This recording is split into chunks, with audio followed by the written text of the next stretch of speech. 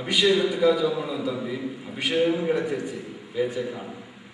ஒவ்வொரு வாரமும் வீட்டுக்கு வந்து கேட்பானா, எப்போ ஆண்டவரை பேசுறது.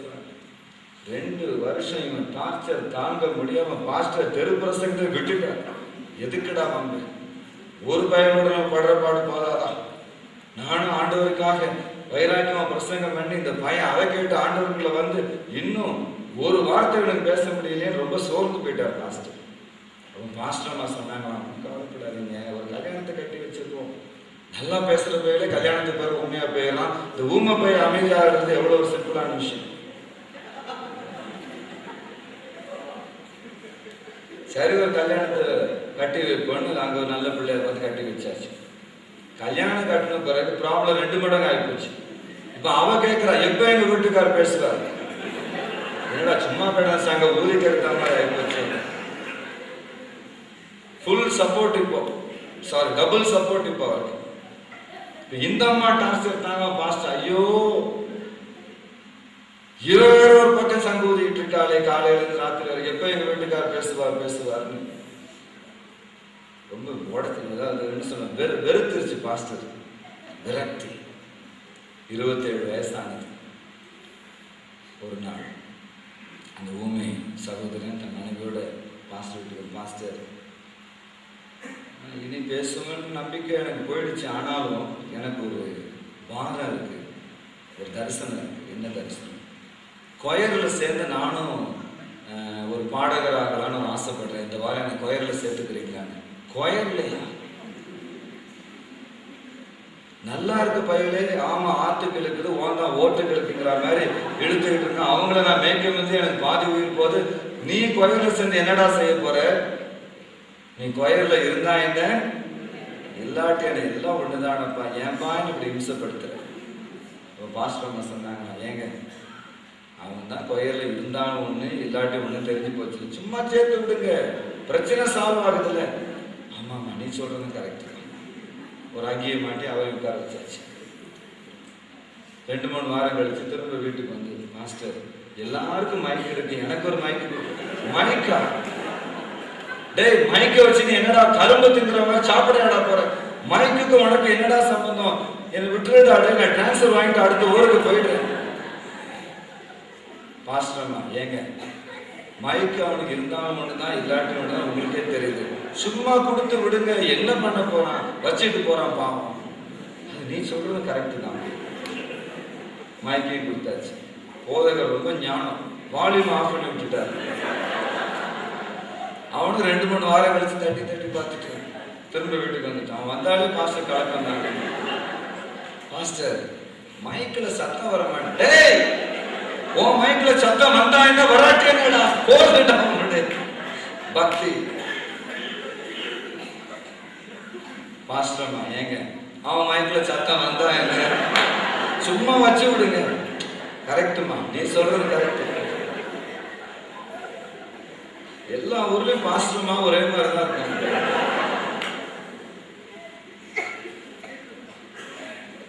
இந்த மைக்கை கையில வச்சுட்டு இந்த பையன் என்ன பண்ணான்னு தெரியுமா? ஹம் பண்ண ஆரம்பிச்சான்.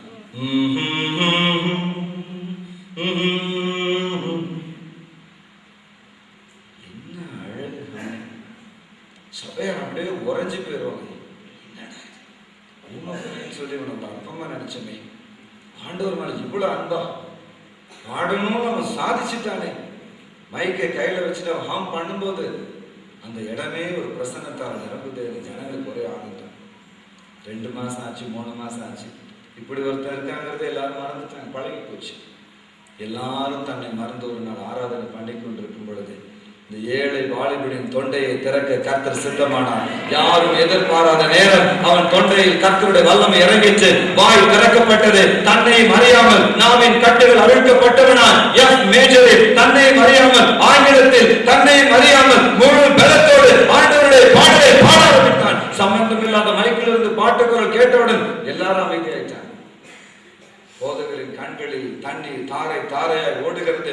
ஓடி போய் அவனை கட்டி பிடித்து தூக்கிட்டார். என் மகனே, என் ராசா, ஆண்டவர் உன்னை பேச வச்சுட்டாரு. அந்த ஆலயத்துக்கு நான் போயிருக்கிறேன். அவங்க தான் எனக்கு ஃபர்ஸ்ட் டைம் சவுத் ஆப்பிரிக்கா கூப்பிட்டவங்க. அந்த ஆராதனையில நானும் உட்கார்ந்துருந்தேன். இந்த சுகமான ஆராதனையில அதுக்கு பிறகு நடந்த அவன் தான் வர்ஷிப் லீடர். போதகர் சொன்னார், 1.5 மணி நேரம் எங்கள் சர்ச்சில் ஆராதிப்போம், உங்களுக்கு ஓகே வரணும், பரவாயில்லையா எனக்கு ஆராதி. அவன் மயக்கை எடுத்தது தான் எனக்கு தெரியும். ஏதோ 10 நிமிஷத்துல முடிஞ்ச மாதிரி அந்த ஆராதனை முடிஞ்சு போச்சு. டைமை பார்த்தா 1.5 மணி நேரம். என்னங்க இது? இவன் தொண்டை என்ன எலாஸ்டிக்கா, பிளாஸ்டிக்கா, ரப்பரா? பிறக்கும் போதே சாஸ்திரியார் குடும்பத்தில் பிறந்த மாதிரி பேர் பாடுறாங்க. அப்பதான் போதகர் சொன்னார், இவன் பிறக்கும் போதே பாடகன் அல்ல, பிறகு ஊமையாக பிறந்து 27வது வயதில் கர்த்தரால் சுகமாக்கப்பட்டவர். ஒரு பிடிவாதம் வேணுங்க. என்ன ஆனாலும் சரி விடமாட்டேன். ஜெபிக்கிறதை விட போவதில்லை, துதிக்கிறதை விட போகிறதில்லை, கொடுக்கிறதை விட போகிறதில்லை, கர்த்தருடைய அன்பை சொல்றது விட போவதில்லை. என்ன ஆனாலும் சரி பலன் கொடுக்கிறது கர்த்தர் என்று ஓடிக்கொண்டே இருக்கிற மனுஷன் பாக்கியவான். உன்னை அந்த இடத்தில் முந்தினவனாய் மாற்றும்படி கர்த்தருடைய ஜீவனுள்ள கரம் உங்களுக்காக போராடி கொண்டிருக்கிறது. எந்த இடத்தில் பிந்தி போனோமோ, எந்த ஆபீஸில் பிந்தி போனோமோ, எந்த அனுபவத்தில் பிந்தி போனோமோ, அதே அனுபவத்தில் அதே ஆசீர்வாதத்தில் முந்தினவர்களாய் மாற்றும்படி தேவனுடைய கரம் உங்களுக்காக நீட்டப்பட்டிருக்கிறது.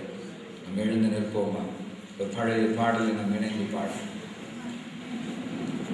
ஓட்டம் தொடங்கின பேரதிகம் மீட்பருடன் போனார் மெத்த மெதுவாய் கூட்ட புதிதென்று சிலர் கூடினார். நாட்களானதால் பலர் மாற்றம் அடைந்தார். நான் போகிறேன், நான் போகிறேன், இன்னரையிலும் கொன்று கண்டு நான் நிந்தை பாடும் சிலர் மைந்தர்களுடன் நான் போகிறேன். இயேசுவே நான் போகிறேன். இந்த பாட்டு எத்தனை பேருக்கு தெரியும்? ஜீவ பாதையில் வீசும் பிரகாசத்தில் தீவிரம் நடப்பதே நான்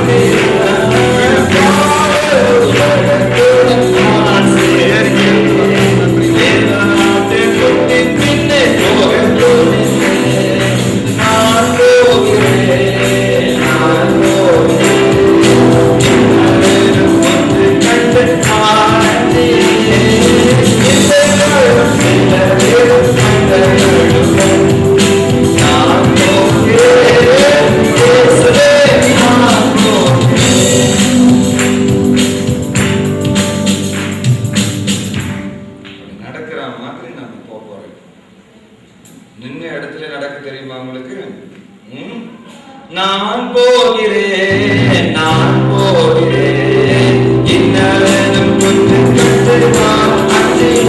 நான் போகிறேன்,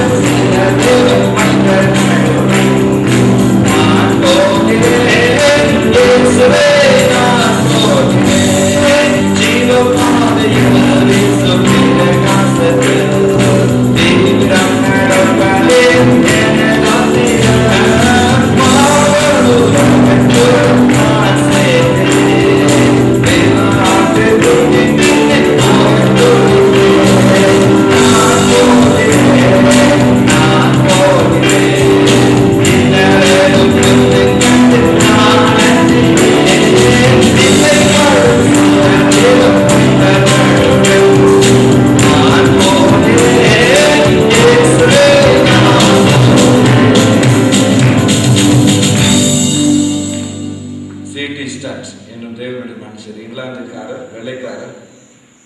சுமார் 40 வருஷம் சீனாவில் ஊழியர் செய்துவிட்டு ரிட்டையர்ட் ஆயிட்டார். இங்கிலாந்து தேசத்தில் அவர் தன் பேர பிள்ளைகளோடு விளையாடி கொண்டிருந்த நேரம் கர்த்தர் அவரோடு பேசினாராம். ஸ்டார்ட், இங்க என்ன பண்ணிக்கிட்டு இருக்க அப்படின்னு. ரிட்டையர்ட் ஆயிட்டேயா, நீ பேர பிள்ளைகளோட விளையாடிக்கிட்டு இருக்கிறேன். ரிட்டையர்டா? என் ராஜ்யத்தில் தான் ரிட்டையர்மெண்ட்டே கிடையாதுப்பா. அப்படி சொல்லலைங்களையா, சொசைட்டிக்காரங்க நம்மளை அனுப்பிச்சிட்டாங்களே, அவங்க அனுப்பிட்டுருப்பா, நான் அனுப்புறேன். There is no retirement in my kingdom. என் அபிஷேகத்துக்கு ரிட்டையர்மெண்ட் கிடையாது.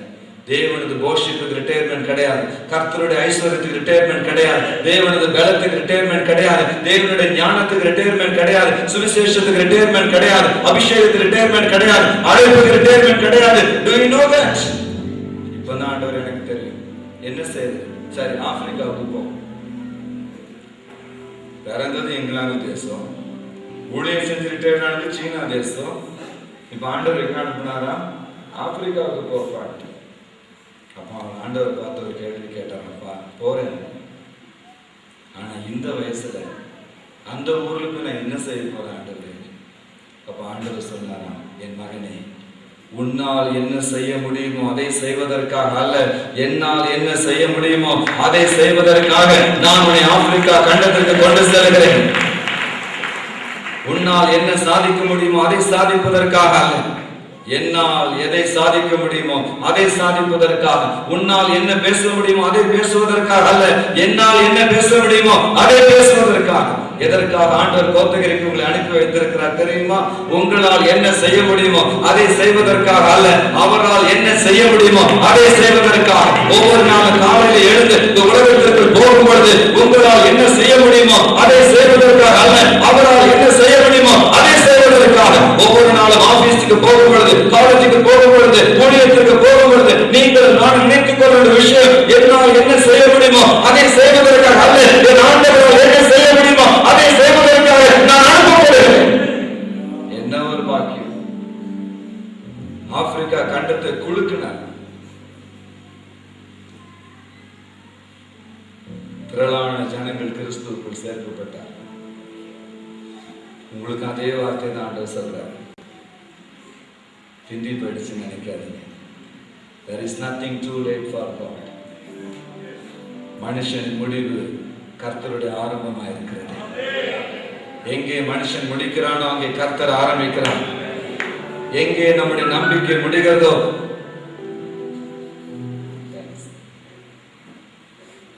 எங்கே நம்முடைய பாதை முடிகிறதோ அங்கே கர்த்தருடைய பாதை தொடங்குகிறது. எங்கே நம்முடைய வழி முடிகிறதோ அங்கே தேவனுடைய வழி ஆரம்பிக்கிறது. எங்கே நம்முடைய பலன் முடிகிறதோ அங்கே கர்த்தருடைய பலன் ஆரம்பிக்கிறது. எங்கே நம்முடைய ஐஸ்வர்யம் முடிகிறதோ அங்கே தேவனுடைய ஐஸ்வர்யம் ஆரம்பிக்கிறது. என் அன்பு சகோதர சகோதரிகளே, இன்றைக்கு ஒரு மறுமலர்ச்சியான ஒரு ராத்திரி நேரத்தில் நம்ம தந்திருக்கிறார். ஒரு அலையிலே சொல்லுங்க பார்க்கலாம். நீர்மூழ்கி கப்பலில் ஒரு முறை பிரயாணம் செய்ய வேண்டியது இருந்தது. நானும் என் மனைவி. அந்த கப்பல் தண்ணீருக்குள் பிரயாணம் செய்வதற்கு முன்பு ஏகப்பட்ட ஃபார்மாலிட்டிஸ். சிக்னல் செக் பண்றாங்க, வெதர் செக் பண்றாங்க, உள்ள நுழையிற ஆள் கெதியா இருக்காங்களான்னு பார்க்குறாங்க. அரை மணி நேரம் இதுக்கு ஃபார்மாலிட்டிஸ். நாங்களும் உள்ள போய் உட்காந்து ஜன்னல் பக்கத்தில், எனக்கு ஒரு ஜன்னல், என் மனைவிக்கு ஒரு ஜன்னல். நல்லா அந்த மீன்லாம் அந்த ஜன்னலை மொத்தமாக கொடுத்துட்டு போவோம். ரொம்ப ஒரு வித்தியாசமான அனுபவம். எல்லாரும் உள்ள வந்து ஃபார்மாலிட்டிஸ் முடிஞ்ச பிறகு அந்த மேலே கதவை மூடிட்டாங்க. மூடிட்டு கப்பல், நீர்மூழ்கி கப்பல் இப்போ தண்ணிக்கு கீழே இறங்கி ஆழத்துக்கு போய் முழு வேகத்திற்கு போக போதும். நல்லா வந்தாச்சு ஆழத்துக்கு. அந்த கீழே இருக்க கடல் மணலாம் பார்க்க முடியும். அவ்வளோ ஆழத்துக்கு வந்து முழு வேகத்தில் புறப்பட போகிற நேரம் அந்த நீர்மூழ்கி கப்பலை ஓடின கேப்டன் மைக் எடுத்து எங்களுக்கெல்லாம் ஒரு வெல்கம் ஸ்பீச் கொடுத்தாரு. வணக்கம், வாங்க, என்ஜாய் பண்ணுங்க. உங்களுக்கெல்லாம் நான் ஒரு விஷயம் சொல்லணும், முக்கியமான விஷயம். நான் ஒரு தனி பைலட்டாக வந்திருக்கிறேன். என் துணைக்கு யாரும் வரல, நான் ஒரு ஆள் தான் பைலட்டு. ஆகவே கப்பல் ஓட்டும் பொழுது பைலட் ஆகிய எனக்கு ஏதாவது ஹார்ட் அட்டாக் வந்து உயிர் போயிடுச்சுன்னா எப்படி கரைக்கு போவீங்கன்னு கேட்டார். ஒரு வெள்ளைக்காரமா, ஏன் அதை வெளியில அங்கேயே வாசல்லே கேட்டுக்கூடாதா? அதெல்லாம் பாதாளத்துல வந்து வண்டி நிப்பாட்டிக்கிட்டு என்ன பண்ணி கேட்கிறேயா? வெளியே கேட்டிருந்தா அங்கேயே தான் இறங்கிட்டு போயிடுச்சாமா. எல்லாருக்கும் ஷாக். என்னடா அந்த பார்க்கறதுக்கு அப்படிதான் இருந்தார். போற டைப்ல வயசான ஆளா இருக்காரு, போய் சேர்ந்துருவாரா தெரியலையே. திரும்ப கேட்டார், நீர்மூழ்கி கப்பல் ஓட்டும் போது இதாக எனக்கு ஆயிடுச்சுன்னா நீங்க என்ன பண்ணுவீங்க, எப்படி கரைக்கு போய் சேருவீங்கன்னு கேட்டார். நான் தெரியாதுங்க சார் அப்படின்னா. அவர் சொன்னார், அப்படி ஒரு சம்பவம் நடக்குமானா எனக்கு உதவி செய்ய யாரும் முயற்சி பண்ணக்கூடாது, யாரும் பயப்படவோ கலங்கவோ கூடாது. இங்க பாருங்க, ஒரு சிகப்பு பட்டன் ஒன்று நாங்கள் வச்சிருக்கிறோம் அப்படின்னாரு. ஆமா, அழகான சிகப்பு பட்டன் எல்லார் கண்ணுக்கும் படும்படி மேலே பொருத்தப்பட்டிருந்தது. இந்த பைலட் சொன்னார், பார்த்தீங்களா, ஒரு சிகப்பு பட்டன் வைக்கப்பட்டிருக்கிறது. கப்பல் ஓட்டுகிற எனக்கு ஏதாவது தீமை சம்பவிக்குமானால் நீங்க கவலைப்படவோ பதட்டப்படவோ கூடாது. நேரா வந்து இந்த சிகப்பு பட்டன் ஒரு அழுத்திடுங்க. அவ்வளவுதான். கம்ப்யூட்டர் உதவியோடு பாதுகாப்பாக நீங்கள் எங்கே புறப்பட்டீர்களோ அங்கே கொண்டு போய் இந்த கப்பல் உங்களை சேர்த்து விடும் என்றார். இதை சொன்ன பிறகுதான் எல்லாருக்கும் உசுறு திரும்ப வந்துச்சு. அதுக்கு பிறகு யாரும் ஜன்னலை பார்த்தா எல்லாரும் சிகப்பு பட்டனே பார்த்துட்டு